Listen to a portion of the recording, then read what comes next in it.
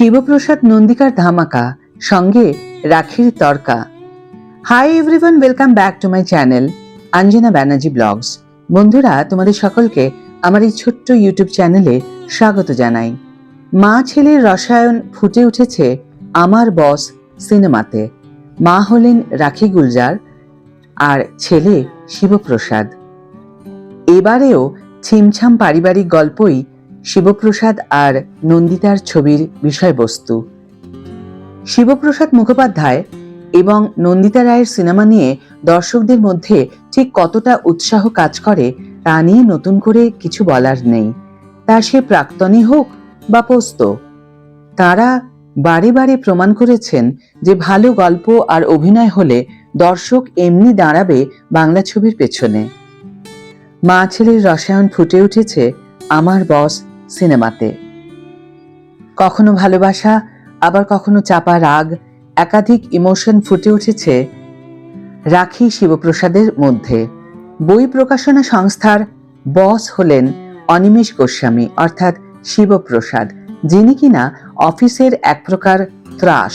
তবে অনিমেষের অফিসেই একদিন হাজির হয়ে যান তার মা শুভ্রা গোস্বামী অর্থাৎ রাখি। আর মা শুধু অফিসেই আসে না, খুলে ফেলে বয়স্কদের রাখার একটি ক্রেশ, যেখানে অফিসের কর্মীরাই তাদের বাড়ির লোককে নিয়ে এসে রাখতে পারে। এরপর মা ছেলের মধ্যে আসল সমস্যা শুরু। এবারেও ছিমছাম পারিবারিক গল্পই শিবপ্রসাদ আর নন্দিতার ছবির বিষয়বস্তু। ইতিমধ্যেই সমালোচকদের থেকে ইতিবাচক প্রতিক্রিয়া পেয়েছে আমার বস, কিন্তু প্রশ্ন হলো, বক্স অফিসে কি সাফল্য পেয়েছে? এমনিতেই ভারত পাকিস্তান যুদ্ধ পরিস্থিতির কারণে বেশ অশান্ত চারিদিক। কলকাতায় সেভাবে প্রভাব না পড়লেও অনেকেই ভিড়ভাট্টা এলাকা বিনোদন এড়িয়ে চলছেন। ওয়েস্ট বেঙ্গল বক্স অফিসের একটি রিপোর্ট অনুসারে আমার বস শুক্রবার খাতা খোলে 19.64 লাখ টাকা দিয়ে, আর শনিবার 40.22% বাড়ে আয়।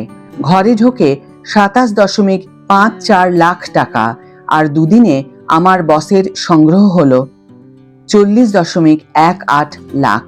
ইতিমধ্যে বুকমাই শো থেকে দেখা যাচ্ছে যে আমার বসের রবিবারের প্রায় সবকটি শোই হাউসফুল। সেক্ষেত্রে প্রথম উইকেন্ডে 70 লাখ হয়ে যাবে আয়।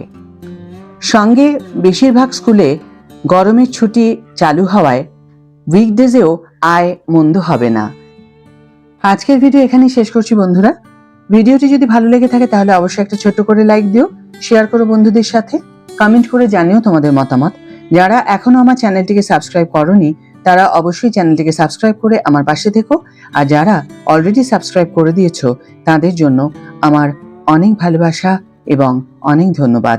আজ তাহলে বিদায় বন্ধু, দেখা হবে পরের ভিডিওতে। ভালো থেকো, সুস্থ থেকো, সঙ্গে থেকো।